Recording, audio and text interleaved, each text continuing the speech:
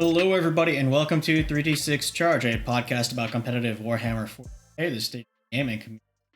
I'm your host, Chris Lowe, and joining me tonight is Kevin Lieb. Howdy, howdy. I've stolen your pixels. And Benjamin Rubenstein. Hey, everyone. Yeah, I don't know why my webcam is playing in 240p right now, but it is, and I don't know how to fix it right now. We're just rolling with it. Listen, this was a plan generations in the making. These are my pixels now. Right. So, I think, as you can maybe gather from that comment, we're talking about Genestealers. Genestealers came out the same week as Custodes, but we chose not to talk about it last week because, frankly, the Genestealers Codex just has a lot more depth, and we needed time to digest it a little bit more than the Custodes Codex, which it's a small army. It's a little bit more straightforward. By no means am I saying that it's boring or weak army. It's just that Genestealer Codex is a lot of things. I think Winter's SEO on YouTube said that he wasn't even going to review the Genestealers Codex because he couldn't wrap his head around the Crossfire Rule. So it changes the math on guns in a really wild way. Yeah. I can understand trying to figure out to wrap your head around Crossfire in that regard. Crossfire itself seems like a fairly simple rule. If you can draw a line between two of your units and there's an enemy unit in between the two of them, or you get a crossfire marker. But that's not the rule. But how that interacts with everything else, right? I'm thinking of how that interacts with everything else, including exposed, does change the math a lot. Basically everything. Yep. Ben, I know that you've been on the Genestealer hype train. Yeah, I've been building them a bit. And got at least one game in this week, and I was going to get two, but my second one kind of fell through. But at least I got one game in, so I have a little bit of an idea of how that codex works. And I've certainly been watching some other people play the book, and there's a lot happening in this book. So let's just start at the top. We probably should start with army-wide rules and start from. So the first place to start is probably Crossfire, which is what the whole army gets. You have to be mono Genestealer cult, and your whole army has to be the same subfaction. So you can't mix your subfaction, which is pretty significant because the subfactions in Genestealer cult are extremely powerful. Some of the most powerful subfaction buildings we've seen, and also at the same time, very different. They're trying to do very different things. So you'd really love to be able to bring two different subcults and get Crossfire, but you can't. Crossfire is powerful enough that I highly doubt we'll see any successful Genestealer cult armies play multi-cult. You're all going to be mono-cult to keep this rule because this rule is ridiculous. Every time one of your units shoots, if the entire unit picks a single enemy unit to shoot at, if you get 5 or more hits with damage 1 weapons, or any hits with damage with weapons with the damage characteristic other than 1, they get a Crossfire marker. That means your whole army is +1 to hit them, or anything with Crossfire is +1 to hit them. Things with the Crossfire is every single unit in the army with a gun, other than a couple of the characters that only have auto pistols. And also of note, the Reductus Saboteur, not Crossfire. But for command point, you can buy a relic that gives her Crossfire. So, if that's the thing you really want to do, you can. The exposed rule is that if your unit is shooting at an enemy unit, and they can draw a line from any part of any of their model's base through the enemy unit onto a part of another friendly model's base that has Crossfire, you get +1 to wound, and if you're within 12 inches, you ignore all cover. That's light, heavy, dense, no penalties to hit from cover, no bonuses. This is very powerful. This changes the math on pretty small guns in a very big way. All of a sudden, shotguns are mowing down sisters. you're wounding them on twos and like they don't get cover, so they're never getting 2-up armor saves because they're in light. You're hitting them on 3s all the time. You're shooting like Space Marines with auto cannons, and it's wild. So would you say with Crossfire being so powerful that you're not going to take like several different cults in one army, that like I think it goes beyond saying that shipping in like Tyranids to a Genestealer army is out of the win is probably out of the question. Forces of no way. So you might see Genestealers in Tyranid armies, but like by that I mean like it's gonna be like 1,800 points, 1,700 points of Tyranids with like 300 points of Genestealers, and the Genestealers are not going to be there to do damage. They're going to be there to deep strike. Blips are still a thing. You still get blips. Blips are actually even more powerful than they used to be. You can't move through them anymore. It used to be you can't end a move within 9. Now it's just you cannot move through them. So 4 blips on most deployment zones will not allow jets to move past within 9 inches of your deployment zone. Or they get a little bit closer because of how geometry and circles work. But for the most part, like 4 blips can screen out your entire. And this is a pretty big.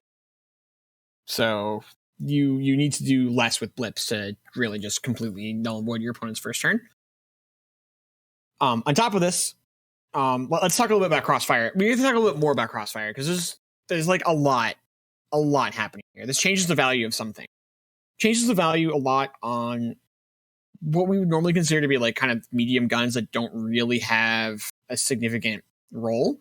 Now like everything that's strength 5 to 7 is just like an infantry hunt. Like it wounds infantries on 2s. Like every infantry, Space Marines on 2s. If you're strength 6, Custodes on 2s. And Genestealer Cults has very easy access to reroll 1s to hit on core, and and can get access to reroll 1s to wound on. Reroll 1s to hit on core is like a joke. The entire army has it. If it's core, it's probably really hits. And we'll talk about that in a little bit.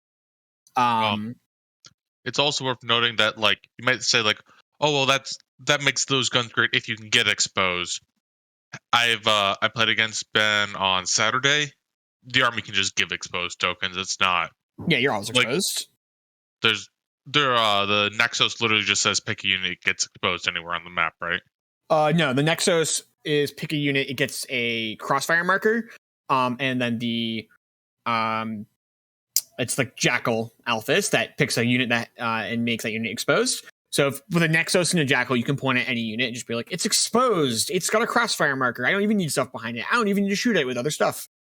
Oftentimes, like if you'll have like a little crappy 5-man squad of dudes with like flamers or something, you can just like turn on the Crossfire marker, and then the Nexus can drop that exposed marker on a unit like behind a wall or something, because you have all sorts of stratagems and stuff that interact with exposed. You can make them fight last. You can turn off heroic interventions. You can do some like really stupid stuff. And just like the fact that the Nexus can drop Crossfire markers on things that are normally invisible means that like you can't actually dodge any of these things. Like the army can do them if they want to. So in terms of guns, this makes probably the most interesting gun in the army, the Seismic Cannon. You get 3 attacks per Seismic Cannon. I believe it's 6 neg 2/2. Or is it neg 3? Can't remember off the top of my head. It's enough AP that when you're not getting cover, it's really bad to get hit with this thing. And on top of that, there's a strat to make this go to damage 3, and you can put 4 of these in a unit. And all of a sudden, that's 12 attacks at 3 damage each, hitting on 3s, wounding anything that's not a vehicle on 2s, vehicles on 4s, even like knights on 4s, with reeling 1s to hit and wound. And like that's a lot of firepower. And this unit's like 180 points. It's very squishy. It's 20 dudes, they're T3. But there's a lot of things you can do to make this unit fairly protected. But we're getting a little bit ahead of ourselves. That's Crossfire. Let's talk about other army-wide rules. Blips still exist. Kevin, want to talk to us a bit about Blips? So if you've played against GSC before, it's pretty similar. When you go to deploy a unit, you can say this unit is going to be in Blip, or this unit is going to go into Deep Strike. The only units that can now go into Deep Strike are Bikers and Infantry. What's the actual? It's not Deep Strike. It's Underground. They actually have a unique term for it. Underground? Underground. Yeah. So the Blip while you're putting the blip out, when you're like saying deploying that unit, that blip doesn't necessarily mean it's that unit. It can be any unit that you put out a blip for. And at the beginning of your first turn, if you're going first, or at the end of your opponent's movement phase, if you're going second, you then reveal what the blips are by putting units wholly within 6 inches of the blip. Not outside your opponent. First model's within an inch, everyone else is wholly within 6 of that guy. Okay. There's some nuance. I don't have the book, so there's some nuances that are. Yeah, it's basically fairly close to the blip. Yeah. But like, I don't know, within an inch of the center of the blip, like that is enough that if you put the blip like on the corner of a building, depending if you go first or second, that unit could be like very much in the like behind the building or in the building. Like there's still enough movement per blip that you can, because remember the rest of the unit ends up within 6 of the first guy, so like you can put the unit pretty far in front of the blip if you go first. So like blips can represent units that are simultaneously in and out of obscuring terrain, depending on if you're going first or second, which is pretty gross. Yep. As opposed to the previous codex, if you played against GSC, they no longer have as many ways of moving, adding extra, removing extra blips. Those are all pretty much point buy upgrades that you'll get to see on your opponent's list. You should ask about them. We'll get to those in a bit, but just note that unless they have a point buy upgrade, the blips are a little bit more real than they used to be, which is kind of crazy because they're already kind of not real. Yeah, they're already kind of like, you can kind of do whatever you want, but just know the old codex used to let you do even more of whatever you wanted. Yeah, you'll probably see fewer blips out too, because several of the Genestealer cult units scout move, and they only scout move if they're not put down as a blip. So the bike scout move and the Italian Ridge Runners scout move, and their ability to scout move is pretty powerful. So you'll probably see those units get put on the table as like actually themselves fairly often. Now let's talk about coming out of Deep Strike, because they don't do that normally. If you put them underground, they are not in like a period of 9 inches Deep Strike. It's a period of 8 inches, or a period of 6, but you can't chart. And that changes how you screen units out really wildly. Like losing that 3 inches means that your units can be 6 inches closer to each other if you do not want Genestealer units appearing next to each other. That's half a foot. Like the foot's the whole game's table's only 4 feet wide.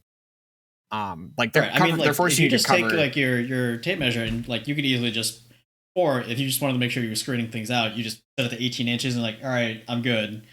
That's like this long. You shorten that by 6 inches. That's now just like, that's 2/3 of what it was before. And even though we're playing on a smaller table size, that you got to be much more cognizant of how you're trying to screen these. Yeah, and it's also A lot of them are on 25 mil inches. bases too. 6 inches is also notable because if you tow onto the edge of an objective, they can tow onto the other edge of that objective. Because it's 3 inches from the edge of the objective is how wide to hold an objective.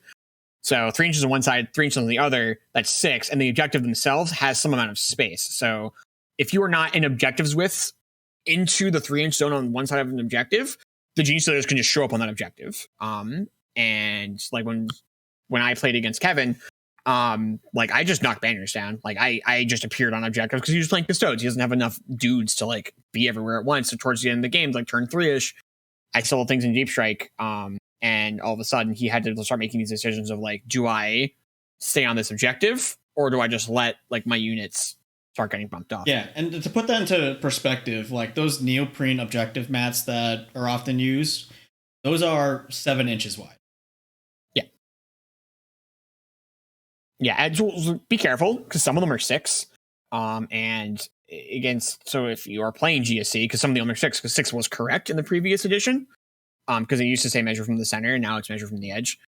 Because what is the center? And that was like a point of argument. So GW very wisely just said, all right, measure from the edge, whatever, wider. But like be careful because some of those neoprene maps are the wrong size. And I've run into that before. Where it's like mathematically I should be able to be here, and like hang on. This thing's the wrong side. Like, well, what do you do now? Because we've been playing agreeing on this mat, and like the mats were wrong. But anyway, that's a different thing. So they're making 8-inch charges if they want to charge. There's a couple different ways that they can enhance this, but it is generally speaking less reliable than it was before. They used to be able to just like spend piles and piles of command points and just make sure everything made it in all the time. And that's not the case anymore. That being said, some of the sub-factions can still make it pretty reliable. So depending on what you're playing against, you're still on the lookout for deep striking charge sets. And they can make a couple units have pretty comfortable charges. Right? Not all of them, but enough. Let's move on to point pies. Sorry, there's one other really important thing we need to talk about their deep strike thing, though, which is that when units show up out of deep strike, any abilities they have that are usable in the command phase trigger when they get set up on the table. So this makes all of your, like, at the beginning of your command phase characters very interesting, because now they can show up in your movement phase and start using their abilities, which is a couple things. So now when they're going into deep strike to hide, to, like, get their orders and stuff, they're not missing out on that. And also this means that you can get command phase buffs onto units that are deep striking. So you can get command phase abilities out onto units that would normally not be eligible for them. Like most deep striking armies, like their downside is that when you deep strike something in, you can't like chapter master it, you can't whatever. And in GSC, you can just deep strike the character that you want to get the buff onto them, and now you can. And that's like a significant note. So yeah, let's talk about once per game upgrades. Or point buy upgrades. They call these meticulous plans, and they're supposed to be like, you know, like each unit has like a different plan or different like role in the uprising. But there's also like chapter command upgrades in here. Like pick a character, their main ability gets better. They kind of just got chapter command and a second thing. There's a lot in here. They're all good. I'm not going to go through every single one. So let's just talk about the ones that are like extremely good. We've got I think the pretty easily the best one is that when you reveal your unit's blip, is 10 points. When that unit's blip gets revealed, you can choose to either put it underground instead of revealing the blip, or make a normal move. And that's really, really good. Like, so you can put it on the table and then just get it out. So this is one of the ones you're going to put on your front line, or just choose to reveal on your front line. And if your like opponent's like too close to it, you can either just take it off the table or hide it behind a building. Or if you go first, when you reveal it, they're just going to move, and then in your movement phase, move again, and then probably charge. If they're Genestealers, like Genestealers move 8 inches, and there's a strat to auto advance them 6. Like they're just going 22 inches and declaring a charge. Twisted Helix Genestealers move 9. They're going 24 and declaring a charge. And we'll talk about this later, but Genestealers are nasty now. Like they're Genestealers really. So like that one's pretty clear because you just put 3 blips on the front line, and you do have a strat to move blips. So like, you can't move every blip, but like you can move enough and hide enough that you can like be like, all right, I'm going to put 2 or 3 blips on the front line and be able to protect most of them if you go first. And then now your opponent like just can't deploy anywhere close to their front line, because if they do, you're just charging them on one, and there's nothing they can do to stop it, because the Genestealers are just going to be basically wherever you need them to be. Because again, you can move a blip when you reveal them, so you can move the Genestealer blip off to one of the sides. So if you have like 2 blips on the front line, you can basically cover your entire front line. 24 inches is most no-man squad. So you're declaring a charge from basically anywhere on your opponent's front line that you want to declare a charge from, which is good. Like really good. It's one of the most reliable first-turn charges ever, because most first-turn charges like relies on a unit going like, all right, I'm towing the line. If I go second, I'm dead. And you can kind of, usually it's not fast enough that you can like, usually it's not fast enough that you can charge anywhere into the deployment zone. Like there's like a little bubble in the deployment zone they can get to, and they can just not deploy there. Like, man, like their bubble is like a solid 7 or 8 inches into their deployments, like across the whole line. That's most people's deployment. You can't actually not deploy in that bubble. Like you're just going to get hit by something. Like something's just going to hit you. So yeah, that one's real good. The other one that just seems nuts to me is when you reveal it, again, you can leave it there or put it into outflank. So this gives you another blip back. Oh, no, it's actually outflank. Actually outflank. Oh, you mean reserves, right? Yeah, reserves. Sorry. Yeah, you reveal it and you put it into reserves. However, when it comes from reserves, it counts the turn as 1 turn later. And this includes turn 1 being turn 2 and therefore being legal to come in from outflank. So it can outflank on turn 1. This is good for 2 reasons. First of all, it's like another blip that you can pick up, and you're not paying command points for this. It's 10 points. And second of all, this is going to be one of your like slow, squishy units just like edge your opponent's face for a really good round of turn 1 shooting. Like, this is going to be like 20 dudes with 4 Sonic Cannons. It's just like hitting your opponent. And that's great. Yes, it is worth noting. It's exactly what Ben says. I do not think this actually means you should be turn 1 deep strike charging. Because not only is your charge going to be 9 inches because it's reserved, not underground, you're also limited by the normal restrictions of turn 2 reserves, where you can't be in your opponent's deployment zone. You have to be on certain edges. Your opponent will be able to just, if your opponent's intelligent, you're not going to be able to turn 1 charge anything relevant. Yeah, it'll be a little tricky to turn this into a turn 1 charge. So it's for shooting, and it's 100%. also in combination with the movement one, you kind of get to put 2 things on the line and be like, is this the Genestealers or is this the Genestealers? Who knows? Yeah, you put those 2 things in the front line. You're like, one of these is disappearing, and the other one is the 10 angriest Genestealers on the planet.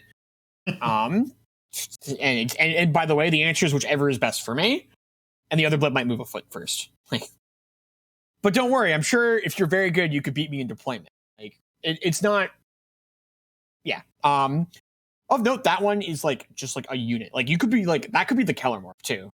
Like, you could put like a character in Outflank on the front line and let him just like redeploy. We'll talk about the Keller morph in a little bit.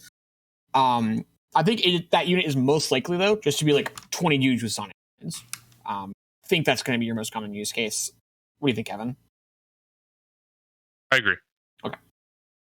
Some other ones. You can have a unit charge 3d6 the first time it charges. It's like pretty straightforward. You're going to put this on a huge melee threat. There's plenty of them to pick from the codex. And so you're going to have at least one thing that you're going to be pretty consistently getting into melee with, because it's 2d6 drop 1, but there's a character to give you +1 to charge, and you only get an 8, so 2d6 +1. Or 3d6 dropping a die +1 looking for an 8 is like 80%, and then like when you throw in a command reroll, you're very, very like there.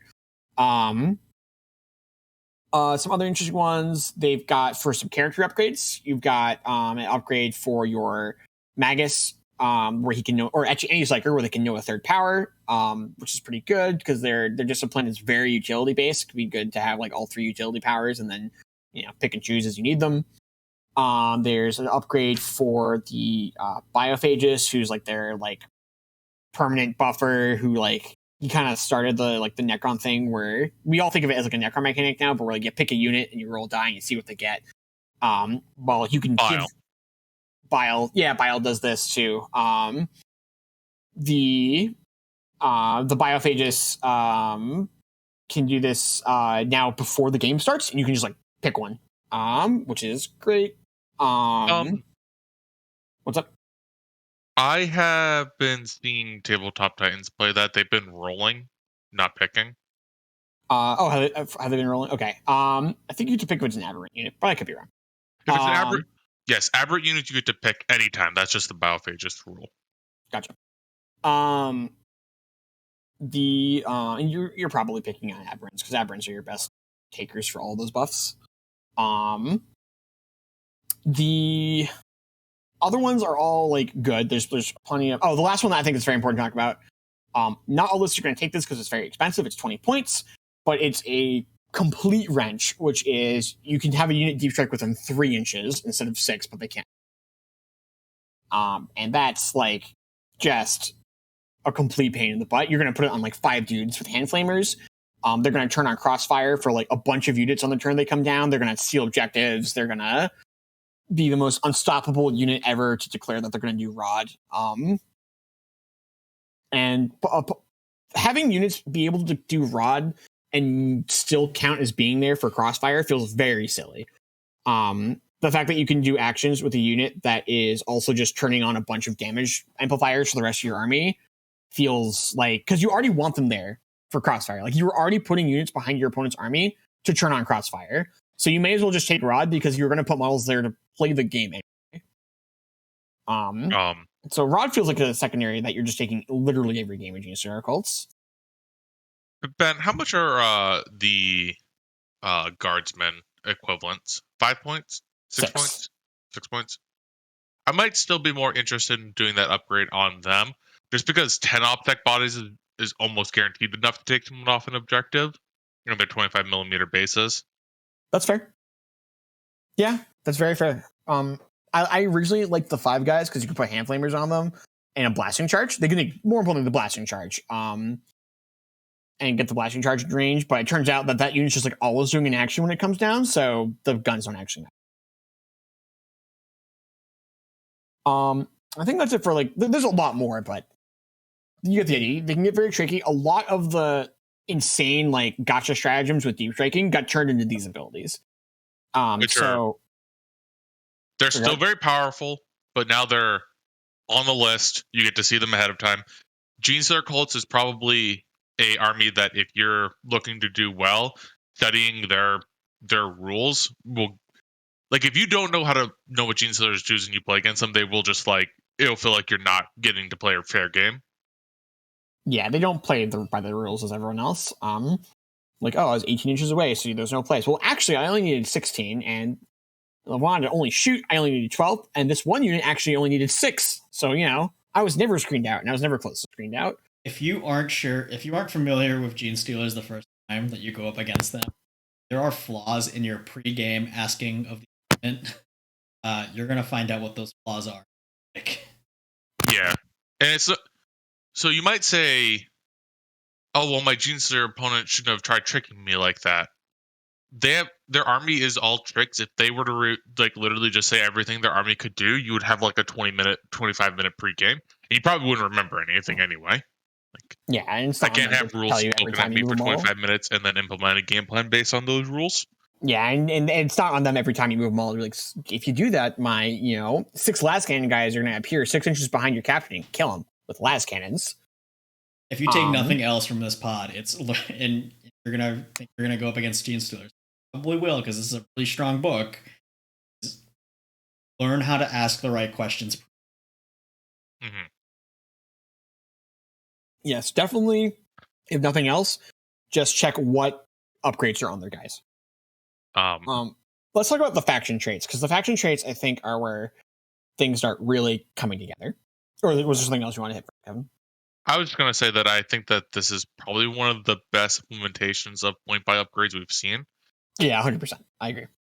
You've taken things that are punishing if you do them multiple times, so turning them kind of into a point-buy upgrade is great, but also, like, they're all unique, they're all powerful, and they're all costed to go. Like, yeah.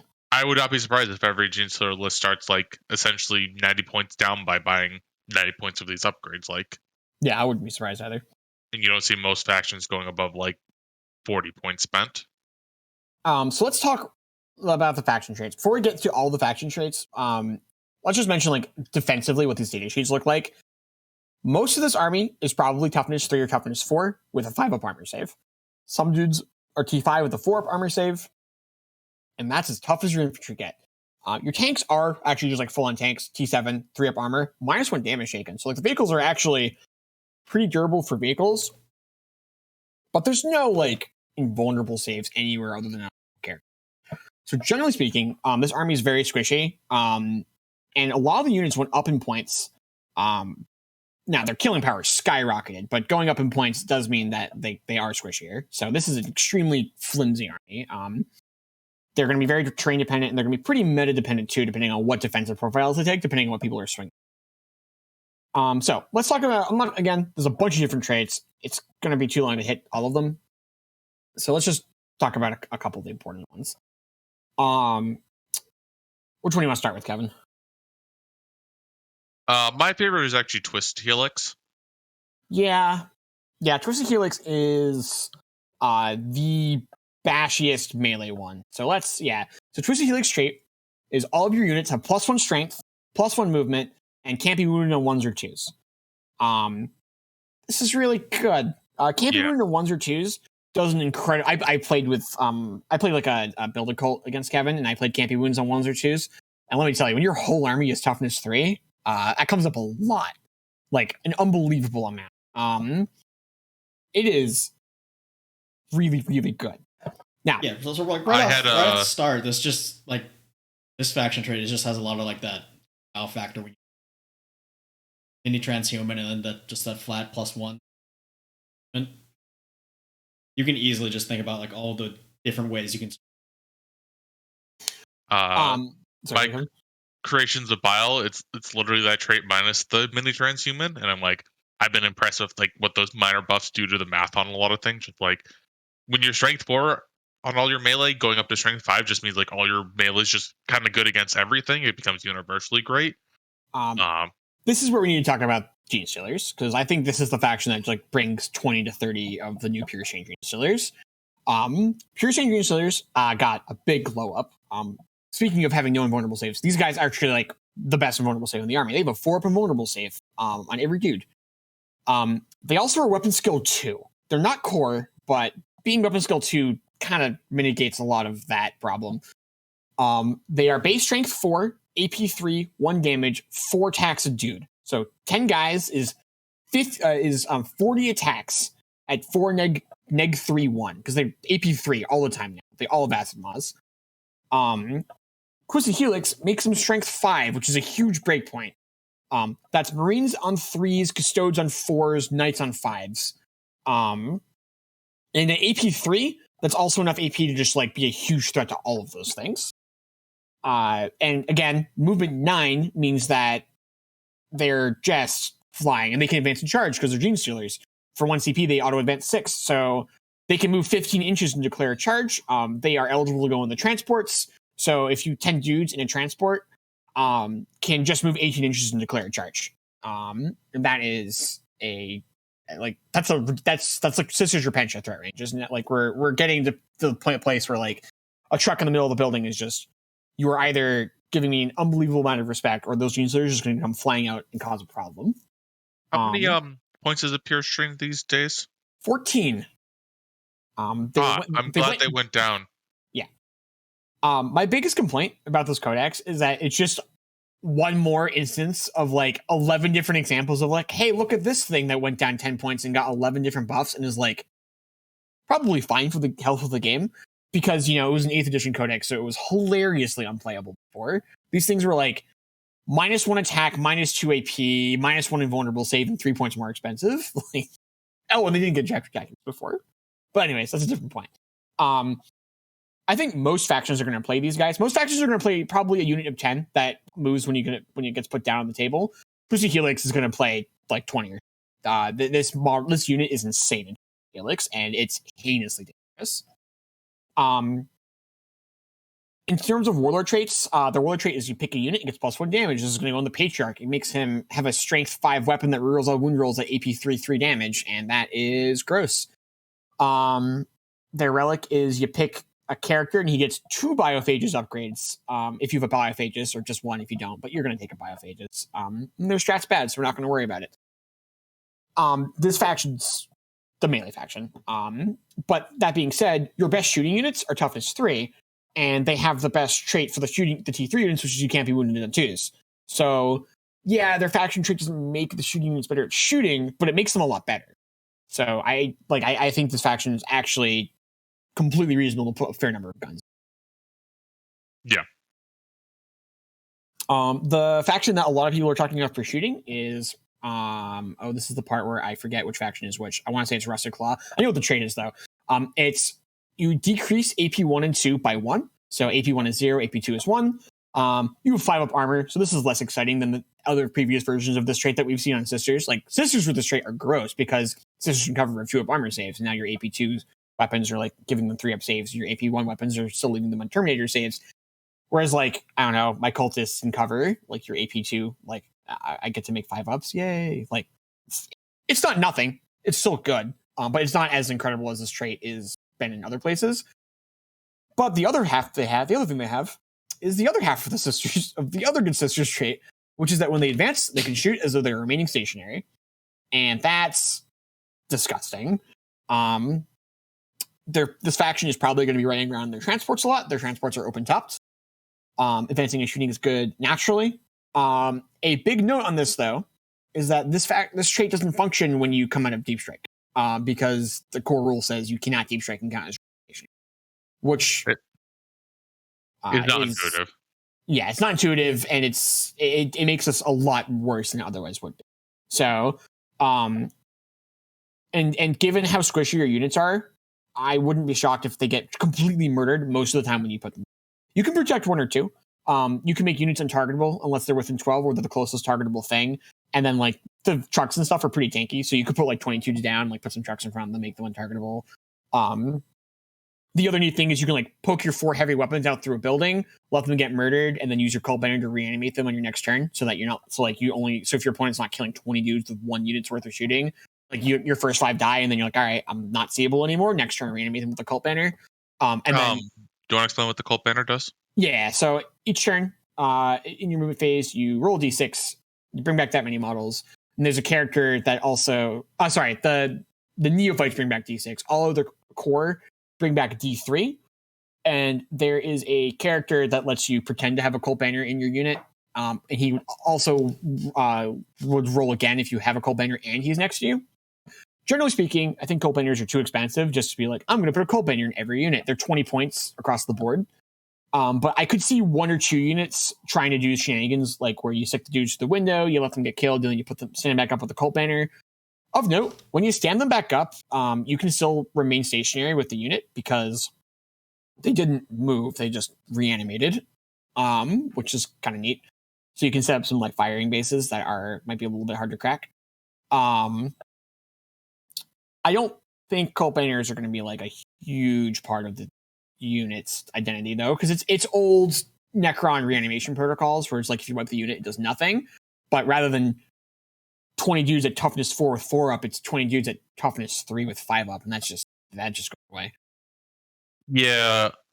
Having watched a few battle reports and played against you, Ben, I'm convinced that like your one big 20-man squad with the long range guns at the center of the back get it, and like everyone else is on their own. Yep. Yeah, I mean all the guns are the same range, but yeah.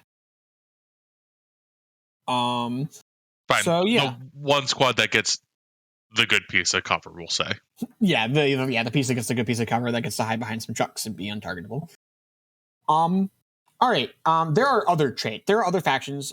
There's a faction that has an aura for a 5 of vulnerable save that people like because you're really squishy. Getting a 5 of vulnerable save, real good. There's one of the factions gets plus Pauper Princes get +1 to hit on the charge. This makes you real choppy in melee. There's a lot going on with the factions. There's a real chance that there's some combination of traits and factions and relics that like makes one of the factions better.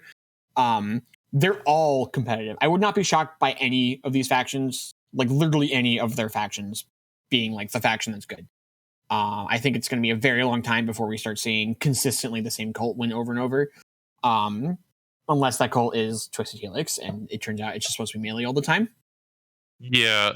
Because if it turns out the shooting's not good, it's probably just Twisted Helix. Or Four-Armed Emperor, because Four-Armed Emperor's thing is you can reroll charge rolls, and that's really good when you're trying to make 8-inch or 7-inch charges out of Deep Strike.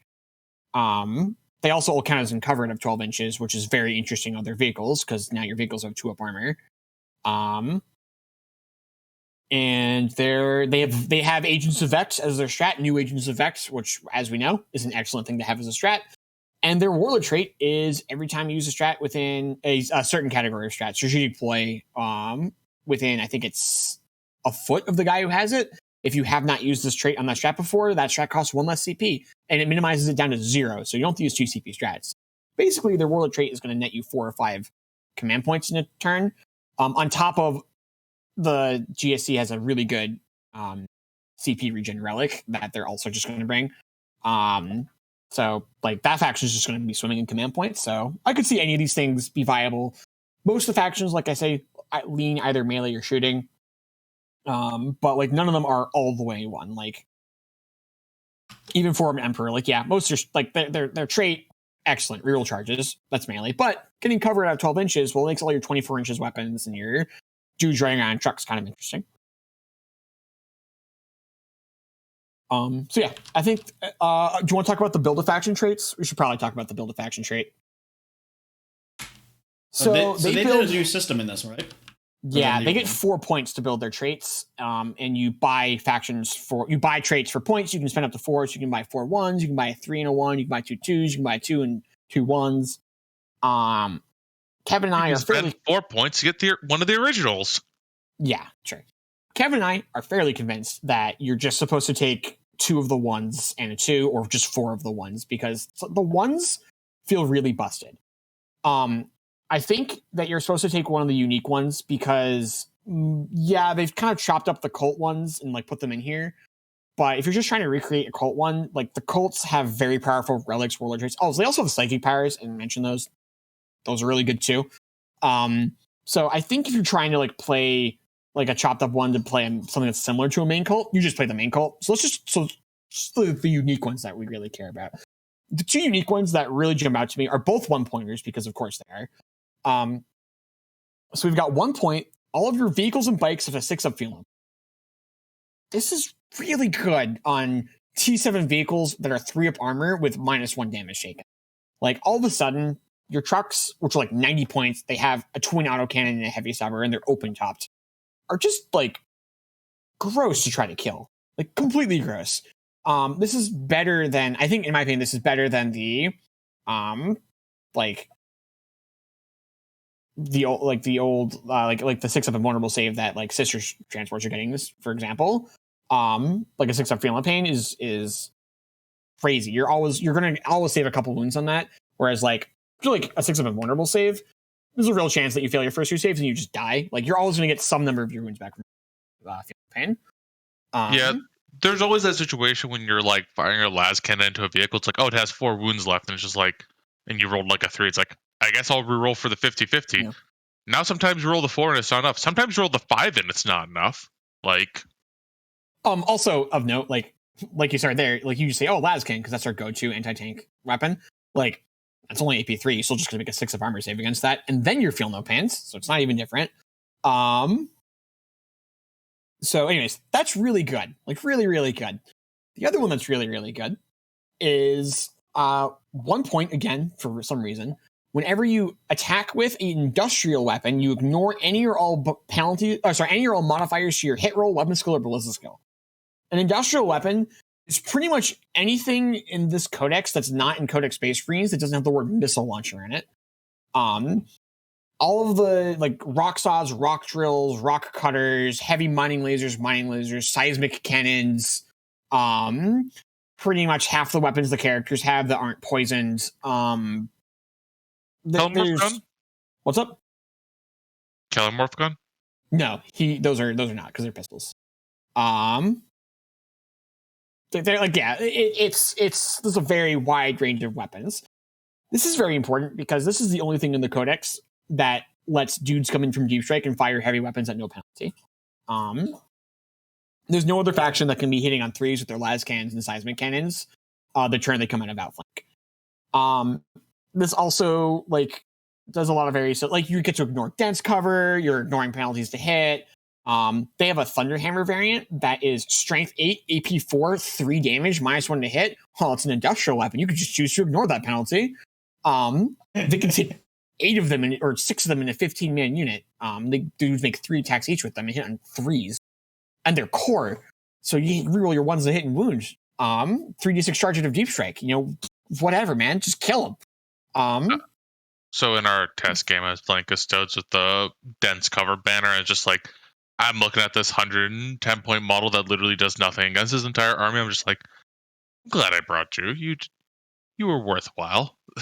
Yeah, there's a lot of armies that have like -1 to hit all over the place. You're just like, yeah, all my weapons actually matter. Just ignore it. So if there ends up being a crazy shooting list, I wouldn't be surprised if it's just like a bunch of dudes in vehicles, and you give the vehicles 6-up feel no pains, and you give the dudes in the vehicles industrial weapons that ignore penalties to hit. And then you still have 2 points left to spend. Like, you could give them all many transhuman. You could let those vehicles all advance and shoot at no penalty. You could let your psychers reroll 1s and 2s to cast. That's another one of the unique ones that none of the cults have. That's just like in there for 1 point. You still have another point left to spend. Make your 6s to wound have an extra AP. I don't know. World's your oyster. The 1 pointers to me seem like way too much. Now, you are definitely losing stuff, right? Like you're not getting a cult relic, a cult trait, a cult power. But man, the build of traits just feel way more pushed in this book than they've been in previous books. With the exception of Drakari, where build of traits are highly problematic. But yeah, I would look at an industrial build and just be like, that's a thing that's just like gonna happen. All right, shall I talk about some of the data sheets or some of the relics? Let's do relics and Warlord Traits a little bit, real quick. So let's talk about the Warlord Traits. They're kind of boring. Moving on. I like honestly, the Warlord Traits are fine. You get them. It's neat that they can buy 2 extras for 1 CP, and I But it look has at to that. go.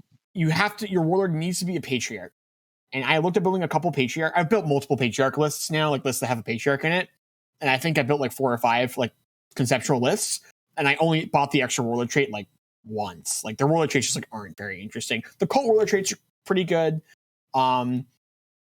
They have like a Warlord trait for +1 attack, +1 toughness, I think is the other stat on that. And like that's fine. But you know, there's just nothing like truly exciting in there, which is fine. There's lots of excellent things in this book. Not every single thing can be like pushed to the roof. Not everything needs to be a banger too. Yeah, like you don't, given the power, like the baseline power of their combat characters means that like their combat character leader has 6 attacks at 5-3/2, rerolling all wound rolls, 6 wound or AP 6/3 damage. He's also a double caster with a 4 invulnerable save and 7 wounds. Like you can't really print too many Warlord traits that makes that better. That's just like it's just too dangerous. So like the Warlord trait is like he gets a 7th attack. Moving on, and like sure, like I don't really blame GW. And like they have some other tricky things like you can get 9-inch auras. I wouldn't be shocked to see that one or 2 up. Then you can make a unit move 6 inches after it gets declared the target of a charge. Ooh. Yeah, I think we're gonna that one's probably gonna get the same FAQ that the other versions of that has, where your opponent can choose new targets for their charge. It doesn't have that right now. It does not have that right now, but I highly suspect it will because GSC has bodyguard rules. So like you could just like stick a dude on a bike in front of your squad in a way that it's impossible to charge the squad without declaring him as a target. But then when you declare the squad as a target, he can just zoop away and make the charge illegal. And I just like don't expect that to be a thing that's going to stick around. So yeah, that's the let's move on to relics. The relics are very interesting. So the relic that every list is going to take is a relic for the Nexus that gives him a CP refund, and lets him use his ability more than once. This is just going to be in every list because they're very CP hungry, and getting a 5-up for CP refunds insane. Also, Nexus already going to be in every list, so. So Chris, do you know what the Nexus model is? The Nexus, the guy over like the fucking like hovering hologram.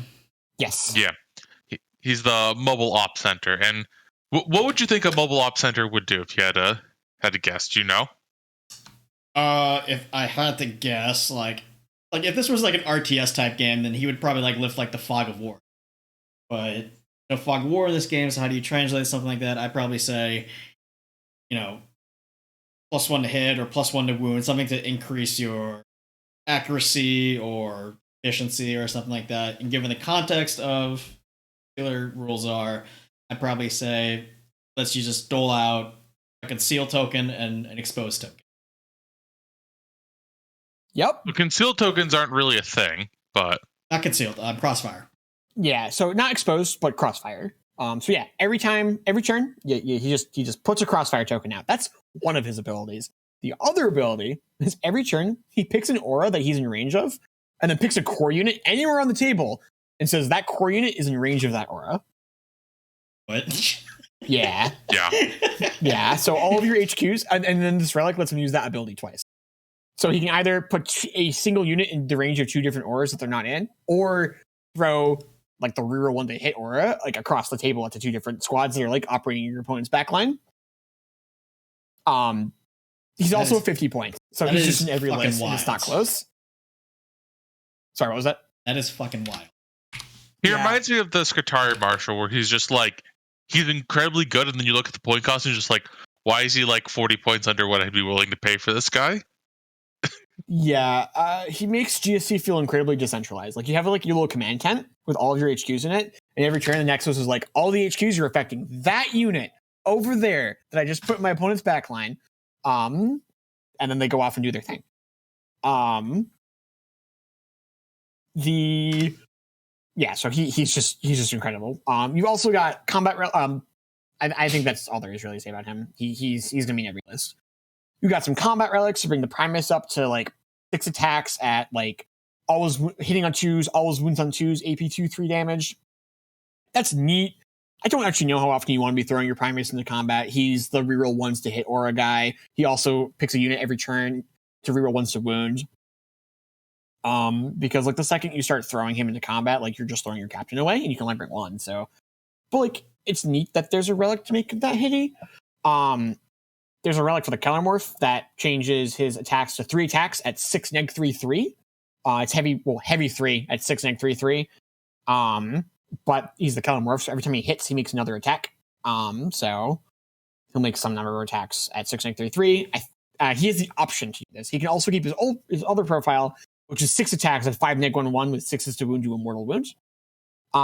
This is where we can talk about the Kellermorph too. He can move after he shoots, and he can move after he shoots the turn he comes in from deep strike. Which is breaking some rules, but it says it on his data sheet. Like he can move after he shoots, excluding the turn that he comes in from the strategic, or from reserves. This is a classic golden rule. Yeah, this is the classic. Like GW decided they for this one guy, he just gets to break the rule. It's fine. He's very good. You're going to see him in a lot of lists too. He's 80 points. He's probably going to take this relic most of the time. There's some relic sniper rifles. There's multiple relics for psychers where you can like deny the witch across the table twice, which is like pretty cool. Like you just like my Magus can deny the witch twice at no range limitation. It also gives bonuses to cast maledictions, which is kind of neat. I love my boy. The crouchling is back. Yep, crouchling's back. Sorry, go ahead. Yeah. So GSC have familiars that their sorcerers can take that say once per game you can use up the familiar to reroll in a psychic attempt. Okay. The relic version of this upgrade is just every phase you get to reroll the dice. And if you reroll into doubles or you just naturally cast doubles, the power is uncounterable. Yeah. So that's neat too. So again, I don't know if we're taking 3 that often. We're taking 1 in every game because the Nexus relic is just insane. And I think most games you're probably going to upgrade your Kellermorph. Oftentimes you'll take a cult. If you're playing a named cult, you'll probably take a named cult relic pretty often. Maybe you'll upgrade your sniper rifle. Maybe you'll upgrade the melee of the Primus. Again, like these are good, but other than the Nexus one, none of them are like, this is insane. I think you're just going to spend your CP on your Tragens, which is fine. So that brings us to Tragens. There's a bunch of them. There's too many to talk about. Much like you'd expect from GSC, they're pretty tricky. Although a lot of the tricks that have to do with Deep Strike are gone. Those are the ones that are just baked into.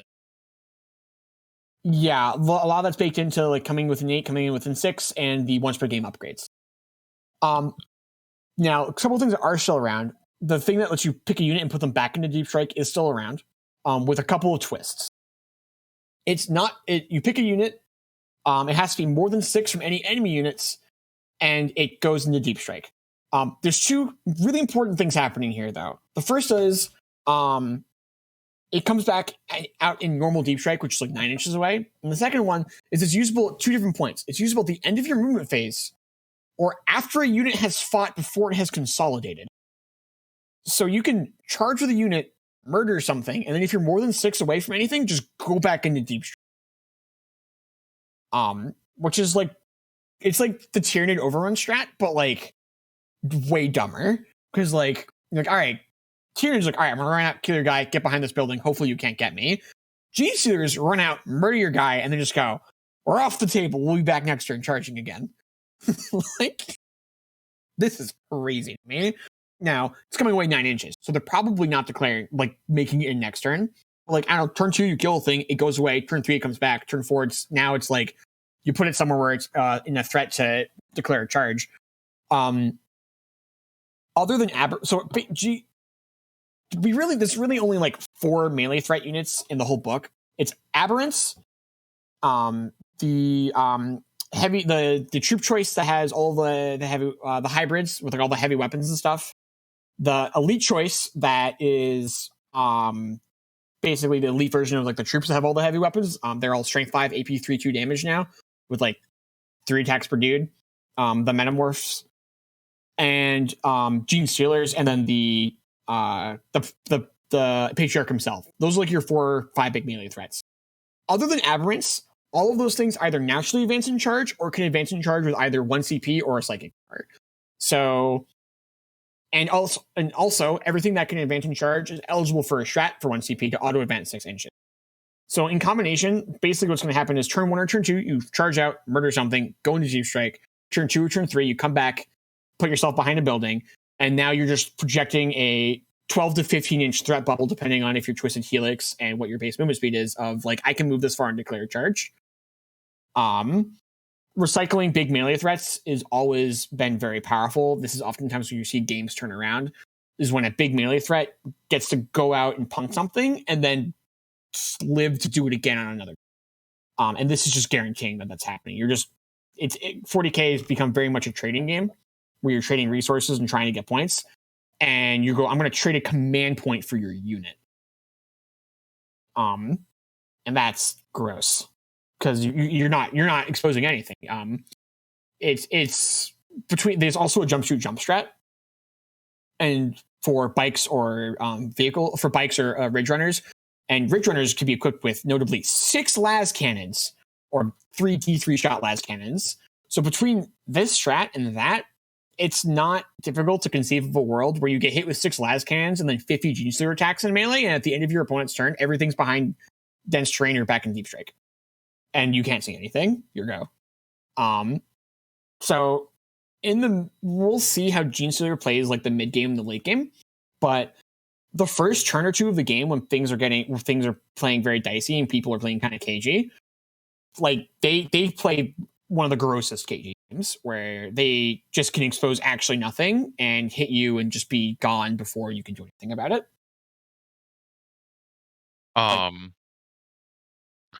So we're talking about the 24-inch moving Genestealer cult unit and then this stratagem. Make sure that don't just like put something off in a corner and let them just like eat something for free, because one of the best uses of that Genestealer cult unit, besides tagging your entire army, is just getting a free kill and then spending a CP to go back. Just like make sure you have something within 6 inches of everything for that unit if your opponent brings it. Yeah, it's almost impossible though, right? Because like because Genestealers are on pretty small bases, like depending on how like where they put their front line, like your units have to be touching each other. Like if you have like a model of one of your units that's not within 6 of one of your other squads, like those Genestealers could just pile around him and very possibly get through the whole unit. Like it's very scary. Definitely don't put like 5 dudes off in one of the corners or deployment zones and being like, these guys are going to raise banners, and if they get murdered, I'll go deal with the murdering unit, and that's also fine because they'll pick up a thing. Because like what's actually going to happen is they're going to die for nothing. Like even if they're behind cover, they're just going to die for nothing. They're going to die for a command point, and then those Genestealers will be back later. Yeah, Genestealers are weird. Genestealers are a model that really should be on a 32mm base, but GW has not released a new kit for them. Yeah. Genestealers, like if you build the model air quotes correctly, it hangs off the edge of its base in every direction like a good like half an inch. Yeah. Yep. For sure. So let's keep going with some strats. There are like 4 or 5 different versions of, if you meet this condition, that unit is exposed. If you're within 6 inches of an Talon Jackal, of an Talon Outrider unit, if you're within a foot of the unit that's shooting, there's like a couple different ways of just like counting units as exposed. There's also some ways of counting them as exposed from the like buy an upgrade for your units thing. There's several ways for them to ignore cover. There's ways for them to ignore dense cover and charging penalties. There's way for them to turn off. There's multiple ways for them to turn off Overwatch and fighting, and multiple fight lasts as well. There's one fight last in the stratagems and one fight last in the psychic powers.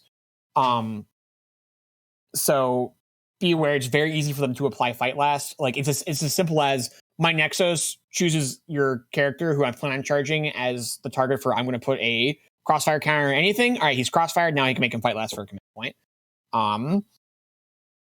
of note, these are all like aggressive stratagems. Genestealers don't have a particularly wide range of defense stratagems. So while their offense and mobility and utility are really, really scary, their reliance, the way they defend themselves is on positioning, which can make them tussling over objectives a little tricky for them. Like they do not have a lot of tanky. It's pretty much just aberrants and vehicles. Aberrants are T5, 3 wounds, -1 damage taken. They're usually going to have a 5-up feel no pain from a Biophagous. But like choosing to include that package in your army, like that's 350 points of dudes plus upgrades. So you might not even see them that often. So it's the Genestealers, I think, are very much going to be an army of attrition, where like once you start hitting them, they're going to just get swept off the table. So yeah, I think that's everything I need to hit for sure. Any strats that you think are like super important to mention? No. Okay. Want to talk a little bit how we think armies are how this is going to affect the meta? What sort of armies we expect to see? Let's move on to that. So what are your big takeaways on how this is going to affect the meta? Like, I know there's a big change up, but yeah, it got announced. Woo! Yes. So I think that Genestealers are going to be really good at the missions. Like really, really good. Because they're so good at doing actions, and they can just do behind enemy lines and all that stuff, like basically for free.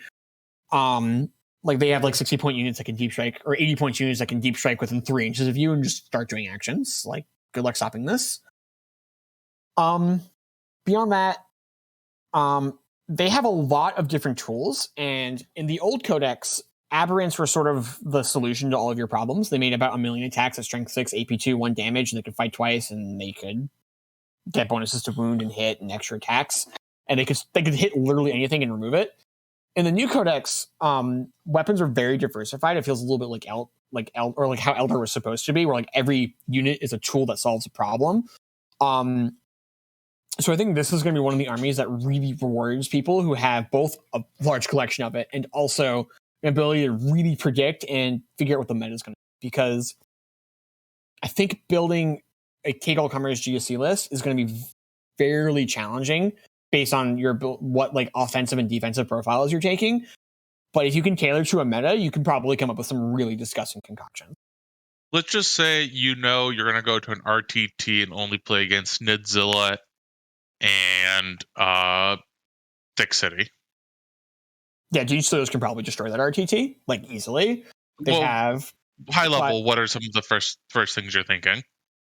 I am taking either Twisted Helix or the Industrial Weapon faction, because that's where you're getting a bunch of damage 3 things in melee.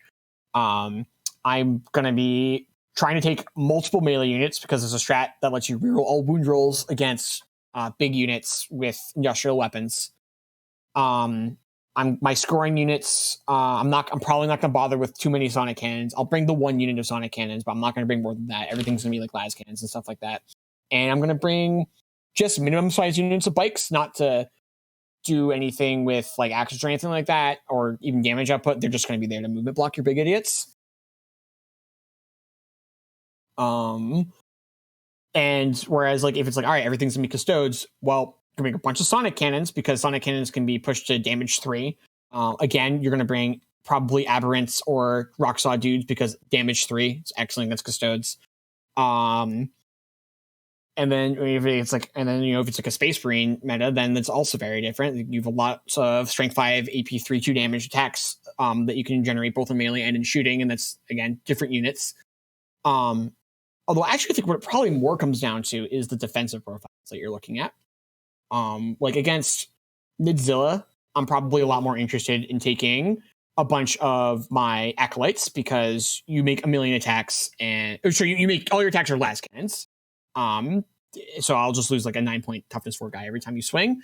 Against Custodes, I'm taking aberrants. All of your stuff is damage 2 or D3. I'm -1 damage. This is really bad for you. The damage output for both of those units is pretty comparable. So it kind of starts coming down to like what sort of defensive profiles do I want to be swinging at you with.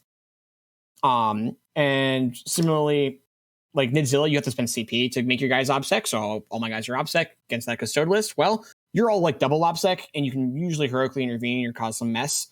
So it's pretty hard for me to like show up with my troop choices and like contest objectives anyway. So let's just bring Aberrants. We'll just kill you off of the objectives. In terms of like what I expect baseline to see, I think that the custom cult is going to be quite good. I don't know how many players are going to gravitate towards it. I think we're going to mostly see people who are doing shooting do Four-Armed Emperor and Hive Cult. And I think that we're going to see a lot of Twisted Helix. I think Twisted Helix is pretty obviously good. Like it doesn't take a lot of math to figure that +1 strength across this army just makes you hit a lot of really gross breakpoints. It also, from a painting perspective, I think it's closer to what the height of the 8th edition GC army is. Yes. Like, it's like 10 Aberrants, and then it's 2 units of Genestealers, but I feel like Genestealers are like something mid players have painted up. I know I'm assuming a lot of people who got into GSC might have Genestealers already or have friends who have them. It's going to be very easy to borrow hammer a bunch of Genestealers right now because all the Nid players are playing Nidzilla. So like, yeah, they all have a bunch of Genestealers that you can borrow. To be completely honest. So even people who don't like have the army playing like at the second, like they can borrow the Genestealers that they need. And then speaking of which, they kind of just have the stuff. Either of you guys have like a Tyrannocyte? Like the drop pod? Yeah. Okay. Anyways, so I think that immediately we're probably going to see Twisted Helix see a lot of success. Twisted Helix is also very capable of taking advantage of a lot of the grosser gimmicky stuff with melee that this faction has access to. And I wouldn't be shocked if we just see Twisted Helix just like continue to be successful all the way through. But I think other cults will also start popping up. I think that we're going to see a little bit of a callback to Drakari, where a lot of our shooting lists are going to be a bunch of dudes shooting out of open top transports. Like, remember all the tools that we brought to beat Drakari? Similarly, like, just like be ready to have to crack transports and kill all the guys out of them. So similar tactics, remember the tactics we use against Drakari? Don't bring the same tools. Autocannons are awful against trucks. Do not bring autocannons. But similar tactics where like we're gonna have to go back to getting used to like cracking open transports and killing the guys that come out.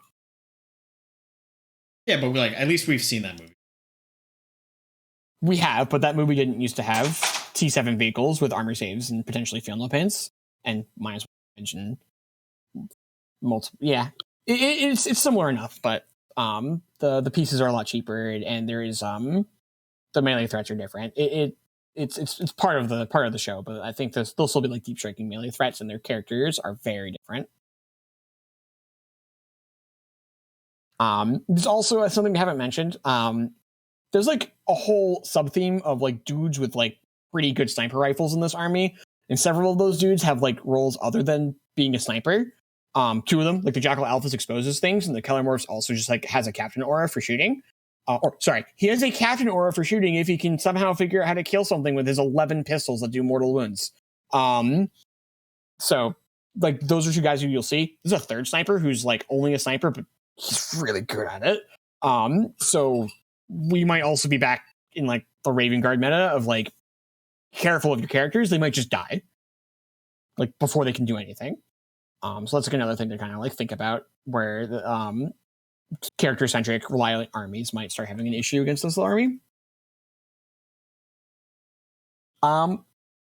Overall, where do you think this army is in power level, Kevin? Because I'm having a lot of issues figuring out how it is, because like on offense, it's insane. On defense, it's a little questionable, but there are probably some builds that get you enough defense, but do those builds get to retain the offense that you want? I'm honestly not sure. I think it's good, but where do you have it? I think the army is going to be... I think it's going to come in and out of the meta, depending on what people are playing. And in the metas where it's good, it's going to be a top-tier army, and when the metas it's bad, it's going to feel like they're unplayable again. Yeah. And that's just kind of because, like, I think you just have to like call shot when it's time to take out the Genestealer cult. And when it's not time to take out the Genestealer cult, you've made a mistake and you've gone 2 and 4. Yeah. There's some things that this army is just gonna fall apart to, and like sometimes that thing is like 30 guardsmen with Laz. Man, that shooting could pick up like an entire Genestealer cult's army. That's like not even a joke. Like they're so squishy. Feel like that little like small arms fire like that. But at the same time, if they crack first, man, they just kill them all. Shotguns wound guardsmen on 2s. So, Chris, do you think of Custodes as a shooting army? I do actually. A lot of, I mean, you only have so much on the board. You got to be able to. He plays competitive against the Forge World Custodes, Kevin, so they are a shooting army in Custodes. But the story Kevin's attempting to tell here is that when we played, he brought like 20-foot custodians, and he basically shot me off the table. I lost that game pretty hard. I was very much on a like, maybe this will work, Genestealerless, and I discovered that like I needed to have more durable models being thrown up the table. Like I just didn't bring trucks. I brought like no trucks or vehicles that were planning on doing anything other than sitting in my backfield and shooting. Yeah, okay. So if you had said like, what do you think about like Codex Custodes? Would you call them shooty? I would have said no. But like he just like took 20 dudes and like in one like I played very cagey for like turns 1 and 2, and in turn 3 I came out and like hit him, and then he like tabled me. Like he killed like 60 guys. He killed 60 models in one turn with like, I don't know, 20 Custodes shooting. It was a disaster. I was playing the faction that their special fighting form is the double shoot one. So all my guns were +4 inches and double tapped, and then it's just like, oh, my one custodian guard fires 4 shots and at 1 AP, and that just means like he's on 6 up, and his entire army just disappeared. And this is like we're talking about like the GSCs being very meta dependent. Not that it's bad against Custodes. If I know I'm playing against a particular Custodes, I take out half of my models and I replace them with trucks, and I put the other half of my models in those trucks. And now it's a joke because all of his guns are strength 4, 2 damage, so damage 1, and he does no damage to me and just gets bullied off the table. You also take an aberrant blob that like just like touches one of my units and immediately kills it. If I'm playing right, you're only touching 1. Now if they're coming out of a truck. The impression that I'm getting from the GSC book meta-wise is that like if you're the type of player who can keep a really accurate pulse, your local regional meta, like if you can look at a local RTT or GT and look at the roster and be like, all right, I know what like most of the field is going to be bringing, I think you can make up really well, especially if you have a decent like GSC collection. In the current meta that we live in right now, with a bunch of thick city and like monster Tyranids, I think GSC is in a good place. I think we're going to see GSC come out of the gate really, really strong.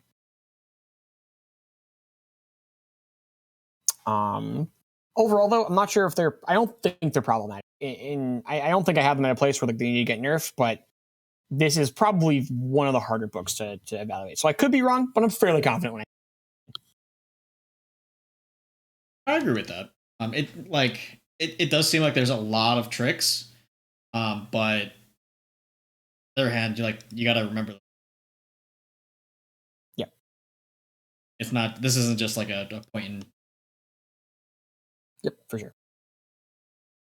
Any other GSC comments before we start signing off? As much as I love what this codex has done to the army, I think it is this codex more than others just shows how much of a joke the 8th edition codexes are compared to the 9th edition codexes. Yep. Aberrants. Got an extra toughness and an extra wound, and went down in points. Not down in points, Kevin. Down 20 points from 50 to 30. Only their special weapon was 50. The other ones were like. What were Thunderhammer? Weren't Thunderhammers 50 points? Fair enough. Thunderhammer. They all have Thunderhammers now, and those Thunderhammers, they lost an AP, but they also got +1 to hit, which is like I'd rather get +1 to hit than an extra AP. Yeah, for sure. All right. I just want to make one more comment before we sign off. It's not about GSC. the internet is rife with Tau spoilers. Many of them are probably true, unless the person who spoiled them is a genius and wrote a very convincing GW codex. But that being said, I personally plan on waiting to actually have the codex in my hands before I talk about it, or at the very least have the reviews out. So I'm not gonna speculate too much more on the Tau nonsense. So I am looking forward to it. I'm really hoping that that codex comes out soon, because I'm ready for a shakeup of the Tau meta, because I love Tau and I think the current list is kind of boring. But my main takeaway from all of those leaks is that shield drones got two wounds. Yeah, well, so that's an official spoiler. I'm willing to talk about that because that's like an official GW leak, and that's like for sure true because that's just it's in the new shield drone box. Like that's just real. Leak. Okay, really quickly, leaks are what the person who got the Tau Codex early is doing. Spoilers are what GW do in their articles that are say this is talking about Tau in their next codex. Spoilers are fine. Leaks are not. The shield drone with 2 wounds is like in between, right? Because that's GW was like, here it is, but they did like put it into their product and then ship it. So it is information released by GW. We can call it a spoiler, I guess. It's like a really weirdly delivered one, but it is a spoiler. Listen, in Magic, we have proof that Wizards has put cards from a future set into previous sets packs as spoilers. That is a thing Wizards has done. All right, that's fair enough. That's fair. That's not much different than this situation. All right. That is fair enough. I just want to go a step further on what you were saying, though. Our podcast's not that big, so this isn't really probably going to make much of a change. But really, people, like, if you want GW to continue to like listen to the community, don't screw them over releasing their product early. Yeah. Don't leak everything. You were given access to information as a trusted resource, and you abuse that trust, and that will just make GW lose the trust in everyone. Please stop. In my ideal world, not because of anything that got spoiled, and I like it or don't like it. In my ideal world, the guy on Reddit is a genius and just like wrote his own Tau Codex that's very convincing, and none of the things he said are true. But we'll find out if that's true or not. And I don't think it is. It looks accurate. Has he future called anything? Not yet. Okay. But we'll see.